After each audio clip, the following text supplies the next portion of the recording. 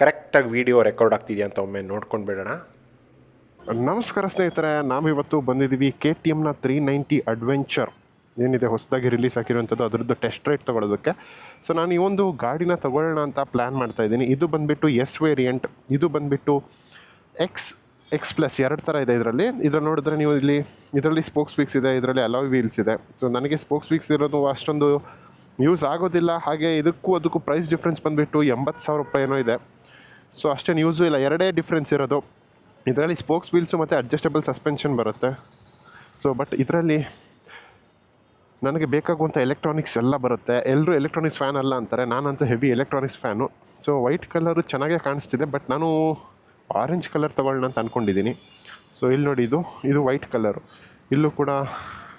ಇದು ಕೂಡ ವೈಟ್ ಸಿಗುತ್ತೆ, ನಕಲ್ ಗಾರ್ಡ್ಸ್. ಹಾಗೆ ಇಲ್ಲೂ ವೈಟು ಎಲ್ಲ ಕಾಣಿಸ್ತಾ ಇದೆ, ನಮಗೆ ಚೆನ್ನಾಗೇ ಕಾಣಿಸ್ತಾ ಇದೆ ಅಲ್ಲಿ ಲುಕ್ಕು.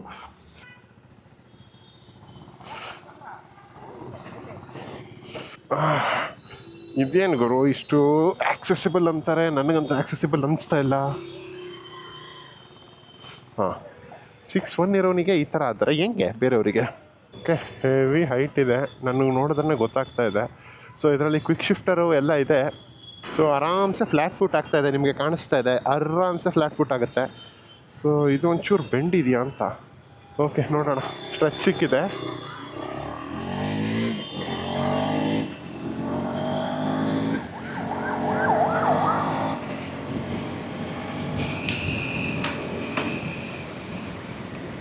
ಹೆವಿ ವೈಬ್ರೇಷನ್ ಇದೆ ಗುರು, ಇದು ಹೆವಿ ಅಂದರೆ ಹೆವಿ ವೈಬ್ರೇಷನ್ ಇದೆ, ಕಾಲಿಗೆ ಹೆವಿ ಫೀಲ್ ಆಗುತ್ತೆ. ಓ ನೋ,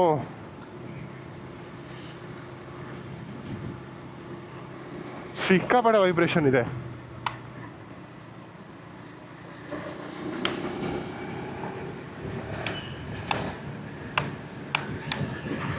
ನಾನು ಅಂದ್ಕೊಂಡಿರಲಿಲ್ಲ ಇಷ್ಟೊಂದು ಇರುತ್ತೆ ಅಂತ. ಇದು ಲಾಂಗ್ ಜರ್ನಿ ಹೋಗುವಾಗ ಅಥವಾ ಈ ಮಾಡೆಲಲ್ಲಿ ಹಿಂಗಿದೆಯೋ, ಈ ಒಂದು ಪರ್ಟಿಕ್ಯುಲರ್ ಶೋರೂಮ್ ಬೈಕ್ ಆಗಿರೋದ್ರಿಂದ ಈ ಥರ ಇದೆಯೋ ನನಗೆ ಗೊತ್ತಾಗ್ತಾ ಇಲ್ಲ. ಹೆವಿ ವೈಬ್ರೇಷನ್ ಇದೆ. ವಾವ್, ಬ್ರೇಕ್ ಸಕ್ಕದಾಗಿದೆ, ಅಲ್ಟಿಮೇಟ್ ಬ್ರೇಕ್. ಇದು ಯಾವ ಮೋಡಲ್ಲಿದೆ ಇವಾಗ? ಸ್ಟ್ರೀಟ್ ಮೋಡಲ್ಲಿದೆ. ಸೊ ಆಫ್ ರೋಡ್ ಮೋಡಿ ಮಾಡಿದ್ರೆ ಇನ್ನೂ ಪವರ್ ಜಾಸ್ತಿ ಬರುತ್ತೆ ಅಂತೆ. ಓಕೆ, ಸರ್ವಿಸ್ ಅಲ್ಲ. Okay, road, off road. Okay, off road mode, rear ABS off ಆಗುತ್ತೆ. ಓಕೆ. ನೋ, ಇದರಲ್ಲಿ ಹೆವಿ ವೈಬ್ರೇಷನ್ ಫೀಲ್ ಆಗ್ತಾ ಇದೆ ನನಗೆ. ಇದು ತೊಗೊಂಡ್ರೆ ಆಗೋಂಥದ್ದಲ್ಲ ಅನಿಸ್ತಾ ಇದೆ.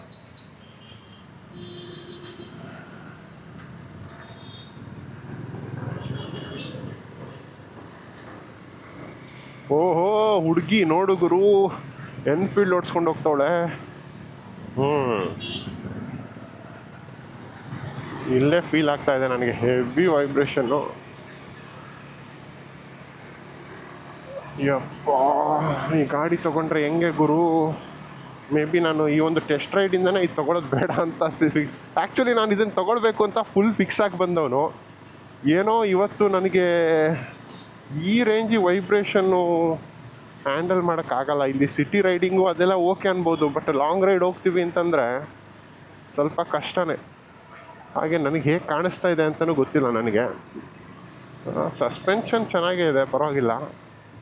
ಇಲ್ಲಿ ಸ್ಟ್ರೆಚ್ ಅಂತಂದರೆ ನಾನಿವಾಗ ಇದರಲ್ಲಿ ಕ್ವಿಕ್ ಶಿಫ್ಟರ್ ಇದೆ, ಹೆಂಗೆ ವರ್ಕ್ ಆಗುತ್ತೆ ತೋರಿಸ್ತೀನಿ ನೋಡಿ. ಕೈ ಬಿಟ್ಟಿದ್ದೀನಿ ಈ ಥರ.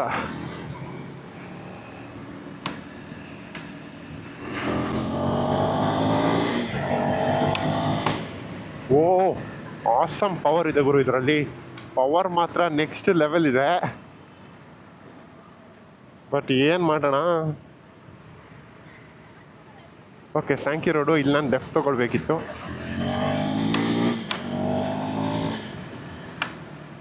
ಬ್ರೇಕ್ ಮಾತ್ರ ಆಸಮ್ ಆಗಿದೆ.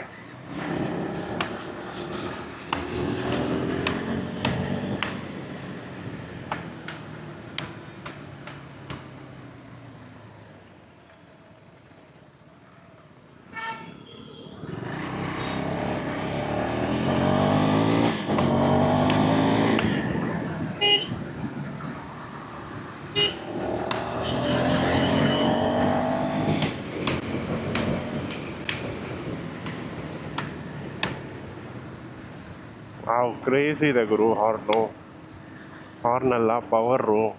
ಇಲ್ಲಿ ಕ್ರೂಸ್ ಕಂಟ್ರೋಲನ್ನು ಫಾಸ್ಟ್ ಮಾಡೋದು ಸ್ಲೋ ಮಾಡೋದು ಒಂದು ಬಟನ್ ಇದೆ, ಇಲ್ಲಿ ನಿಮ್ಗೆ ಕಾಣಿಸ್ತಾ ಇದೆ. ನಾನು ಪ್ರತಿ ಸತಿನೂ ಹಾರ್ನ್ ಅಂತ ಅಂದ್ಕೊಂಡು ಅದನ್ನೇ ಹೊಂಚ್ತಾ ಇದ್ದೀನಿ. ಅದೊಂಚೂರು ಯೂಸ್ ಟು ಆಗೋದಕ್ಕೆ ಟೈಮ್ ಆಗುತ್ತೆ ನೀವೇನಾದರೂ ಬೈಕ್ ತೊಗೊಂಡ್ರೆ. ಇನ್ನು ಅದು ಬಿಟ್ಟರೆ ಬೇರೆ ನನಗೆ ಏನು ಗೊತ್ತಾಗ್ತಾ ಇಲ್ಲರು, ಬರೀ ವೈಬ್ರೇಷನ್ನೇ ಫೀಲ್ ಆಗ್ತಾ ಇದೆ. ಪವರ್ ಮಾತ್ರ ಆಸಮ್ ಇದೆ, ವೈಬ್ರೇಷನ್ ಹೆವಿ ಇದೆ. ನಾನು ತುಂಬ ಯೂಟ್ಯೂಬ್ ವೀಡಿಯೋಸ್ ನೋಡಿದ್ದೆ, ವೈಬ್ರೇಷನ್ ಇದೆ, ಬಟ್ ಅಷ್ಟು ಹೆವಿ ಅಂತ ಅಂದ್ಕೊಂಡಿರಲಿಲ್ಲ ನಾನು ಇವರೆಲ್ಲ ಹೇಳೋದು ನೋಡಿ. ಓಕೆ, ಅಷ್ಟು ಆ್ಯಕ್ಚುಲಿ ನಾನು ಓಡಿಸುವಂಥದ್ದು ಪಲ್ಸರ್ RS 200, ಸ್ವಲ್ಪ ಫ್ಲಿಕ್ಕೇಬಲ್ ಇದೆ ಅದು. ಇದು ಅಷ್ಟು ಈಸಿಯಾಗಿ ಫ್ಲಿಕ್ ಮಾಡೋಕ್ಕಾಗಲ್ಲ ನಮ್ಮ ಕೈಲಿ. ಅದು ಕೂಡ ನಾನೊಂದು ರೇಸ್ ಸ್ಪೋರ್ಟ್ಸ್ ಬೈಕಿಂದ ಬಂದಿರೋದ್ರಿಂದ ಅಡ್ವೆಂಚರಲ್ಲಿ ಈಗ ತಾನೇ ಓಡಿಸ್ತಾ ಇದ್ದೀನಿ. ಟಕ್ ಟಕ್ ಟಕ್ ಟಕ್ ಅಂತ ಹೋಗ್ತಾರಲ್ಲ, ಆ ಥರ ಸ್ವಲ್ಪ ಕಷ್ಟ ಅನ್ಬೋದು ಈ ಗಾಡೀಲಿ.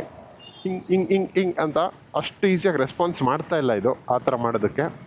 ಮೈಲೇಜ್ ಅಂತೂ ಇದು ಕೊಟ್ಟಿರುವಂಥದ್ದು 16 ನೋಡಿ. ಈ ಥರ ಗ್ಯಾಪ್ನಲ್ಲೆಲ್ಲ ಇದು ಸ್ವಲ್ಪ ದೊಡ್ಡ ಅನಿಸುತ್ತೆ, ನುಗ್ಸೋದಕ್ಕಾಗೋದಿಲ್ಲ.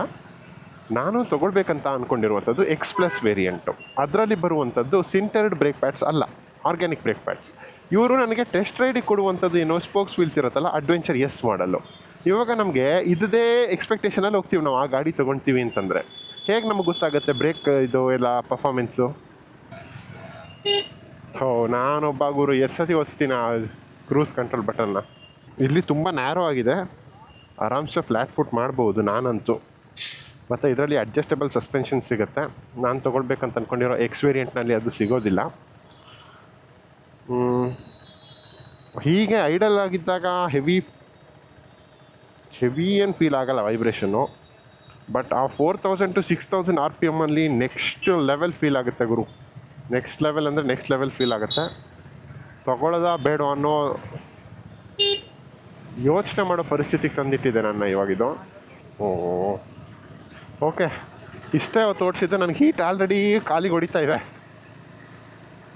ಅಂದರೆ ಶೂಸ್ ಹಾಕಬೇಕು.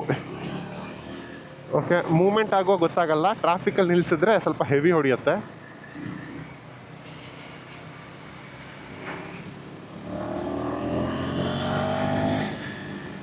ಓಕೆ, ಪವರ್ ಅಂತೂ ನೆಕ್ಸ್ಟ್ ಲೆವೆಲ್ ಗುರು, ಏನೇ ಹೇಳಿ next level power.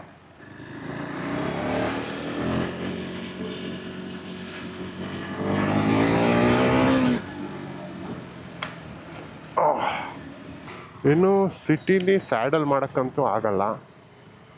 Adventure bike ತೊಗೊಂಡಿರೋದಂತಕ್ಕೆ ಇಂಥ ರೋಡಲ್ಲಿ ಓಡಿಸೋದಕ್ಕೆ ಅಲ್ವಾ.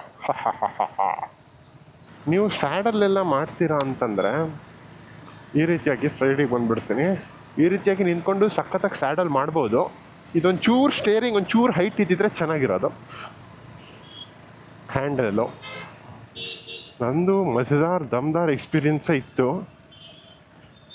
ಬಟ್ ವೈಬ್ರೇಷನ್ ಹೆವಿ ಇದೆ. ರೇಡಿಯೇಟ್ರ್ ಆನ್ ಆಗಿತ್ತು ಆ್ಯಕ್ಚುಲಿ. ಅಂದರೆ ಸಿಟಿಲಿ ಓಡಿಸಿದ್ರೆ ಸ್ವಲ್ಪ ಹೀಟ್ ಜಾಸ್ತಿನೇ ಆಗುತ್ತೆ ಅಂತ ಹೇಳ್ಬೋದು. ಆ್ಯಕ್ಸೆಸರೀಸ್ ಎಲ್ಲ ಇಲ್ಲೇ ಸಿಗುತ್ತೆ ಅಂತ ಹೇಳಿದ್ದಾರೆ. ಟಾಪ್ ರ್ಯಾಕಿದ್ದು ಅದು ನೋಡಿ ಗುರು, ಅದು ಬೀಸ್ಟ್ ಹೆಂಗೆ ಕಾಣಿಸ್ತಾ ಇದೆ. 1290 ಅದು ಅಡ್ವೆಂಚರು ಎಷ್ಟು ದಪ್ಪ ಇದೆ ಅಂದರೆ ಯಪ್ಪ ಗುರು, ಏನಿದು. ಟೆಸ್ಟ್ ರೈಡ್ ಆಗಿ ಆದಮೇಲೆ ನಾನು ಶೋರೂಮ್ ಅವ್ರ ಹತ್ರ ಮಾತಾಡ್ತೀನಿ. ಹೇಳಿದೆ ಇಷ್ಟು ವೈಬ್ರೇಷನ್ ಇದ್ದರೆ ನಾನಂತೂ ತೊಗೊಳೋದಿಲ್ಲ ಅಂತ ಹೇಳಿದೆ. ಅದಕ್ಕೆ ಅವರು ಇದು ಸಿಂಗಲ್ ಸಿಲಿಂಡರ್, ಎಲ್ಲ ಸಿಂಗಲ್ ಸಿಲಿಂಡರ್ ಗಾಡಿಲೂ ವೈಬ್ರೇಷನ್ ಇದ್ದೇ ಇರುತ್ತೆ ಅಂತ ಹೇಳಿದೆ. ಅದಕ್ಕೆ ನಾನು ಆಬ್ವಿಯಸ್ಲಿ ಈ ವೈಬ್ರೇಷನ್ ಇದ್ದೇ ಇರುತ್ತೆ, ಬಟ್ ಇಷ್ಟೊಂದು ಇರಲ್ಲ, ಇದು ಮ್ಯಾನೇಜ್ ಮಾಡೋದಕ್ಕೆ ಆಗೋದಿಲ್ಲ, ಆ ರೇಂಜಿಗಿದೆ ಅಂತ ಹೇಳಿದೆ. ಅದಕ್ಕೆ ಅವರು ಇದು ಒಮ್ಮೆ ಯಾರೋ ಒಬ್ಬರು ಆಫ್ ರೋಡಿಗೆ ತೊಗೊಂಡು ಹೋದಾಗ ಬೀಳಿಸಿದ್ದಾರೆ, ಅದಕ್ಕೋಸ್ಕರ ಅಂತ ಹೇಳಿದೆ. ಆ್ಯಂಡ್ ಅಗೈನ್ ನನಗೆ ಮೇಯ್ನ್ ವೈಬ್ರೇಷನ್ ಫೀಲ್ ಆಗ್ತಾ ಇದ್ದಿದ್ದು ಫುಟ್ಪೆಕ್ಸ್ನಲ್ಲಿ, ಬೇರೆ ಎಲ್ಲೂ ಅಲ್ಲ. ಫುಟ್ಪೆಕ್ಸಲ್ಲಿ ಹೆವಿ ವೈಬ್ರೇಷನ್ ಫೀಲ್ ಆಗುತ್ತೆ. ಅದನ್ನು ಹೇಳಿದ್ದಕ್ಕೆ ಅದೇ ಆಫ್ ರೋಡಿಗೆ ತೊಗೊಂಡು ಹೋದಾಗ ಫುಟ್ಪೆಕ್ಸಿಗೆ ಡ್ಯಾಮೇಜ್ ಆಗಿತ್ತು ಅಂತ ಹೇಳ್ತಾರೆ. ಸೊ ಇನ್ನೇನು ಮಾಡೋದು, ನಾನಂತೂ ಡಿಸೈಡ್ ಆಗಿಬಿಟ್ಟೆ ಇದು ತೊಗೊಳಲ್ಲ ಅಂತೇಳಿ. ನಾನು ತೊಗೊಂಡಿರುವಂಥ ಟೆಸ್ಟ್ ರೈಡ್ ಬೈಕ್ನಲ್ಲಿ ಈ ರೀತಿಯಾಗಿ ಪ್ರಾಬ್ಲಮ್ ಇತ್ತಾ ಅಥವಾ ಎಲ್ಲ ಬೈಕ್ನಲ್ಲೂ ಇದೇ ರೀತಿಯಾಗಿ ವೈಬ್ರೇಷನ್ ಇದೆಯಾ ಅಂತ ನನಗೆ ಖಂಡಿತವಾಗ್ಲೂ ಗೊತ್ತಿಲ್ಲ. ನಾನು ಆದರೆ ಮತ್ತೊಂದು ಬೇರೆ ಯಾವುದಾದ್ರೂ ಶೋರೂಮಿಗೆ ಹೋಗಿ ನಾನು ಟೆಸ್ಟ್ ರೈಡ್ ಮಾಡೋದಕ್ಕೆ ಟ್ರೈ ಮಾಡ್ತೀನಿ. ಏನಕ್ಕಂದರೆ ಇಲ್ಲಿರೋದು ಇದೊಂದೇ ಗಾಡಿ ಅಂತೆ. ಅದಾದಮೇಲೆ ನಾನು kind of Royal Enfield hater bike ಓಡಿಸೋ ಒಂದು ಪರ್ಸ್ಪೆಕ್ಟಿವಲ್ಲಿ. ಹಾಗಾಗಿ ನಾನಂತೂ ಯಾವುದೇ ಕಾರಣಕ್ಕೂ ಹಿಮಾಲಯನ್ ನೆಕ್ಸ್ಟ್ ಇದ್ರದ್ದು ಕಾಂಪಿಟೇಟರ್ ಆಗಿರೋದು ಅದೊಂದೇ, ಅದರದ್ದಂತೂ ಟೆಸ್ಟ್ ರೈಡ್ ಮಾಡೋದೇ ಇಲ್ಲ. ಕೆ ಟಿ ಎಮ್ಮೇ ಫಿಕ್ಸು ಅಂತ ಬಂದವನು ನಾನು. ಬಟ್ ನನಗೆ ಕೆ ಟಿ ಎಮ್ ಓಡಿಸಿದಾಗ ಅಷ್ಟೊಂದು ಸ್ಯಾಟಿಸ್ಫ್ಯಾಕ್ಷನ್ ಕೊಡಲಿಲ್ಲ, ಸಿಕ್ಕಾಪಟ್ಟೆ ವೈಬ್ರೇಷನು. ಹಾಗೆ ಹತ್ತಿರದಲ್ಲೇ ರಾಯಲ್ ಎನ್ಫೀಲ್ಡ್ ಇತ್ತು, ಅಲ್ಲೇ ಹೋಗಿ ಮತ್ತೊಂದು ಯಾಕೆ ಹಿಮಾಲಯಂದು ಟೆಸ್ಟ್ ರೈಡ್ ತೊಗೊಳ್ಬಾರ್ದು ಅಂತ ನಾನು ಡಿಸೈಡ್ ಮಾಡ್ತೀನಿ. ಅದು ನೆಕ್ಸ್ಟ್ ವೀಡಿಯೋದಲ್ಲಿ ಹಾಕ್ತೀನಿ. ಅದರ ರಿಯಾಕ್ಷನ್ ಹೇಗಿರುತ್ತೆ, ಅದು ನನಗೆ ಸ್ಯಾಟಿಸ್ಫೈ ಮಾಡ್ತಾ ಇಲ್ವಾ ಅನ್ನುವಂಥದ್ದು ಸಿಗೋಣ ಮುಂದಿನ ವೀಡಿಯೋದಲ್ಲಿ.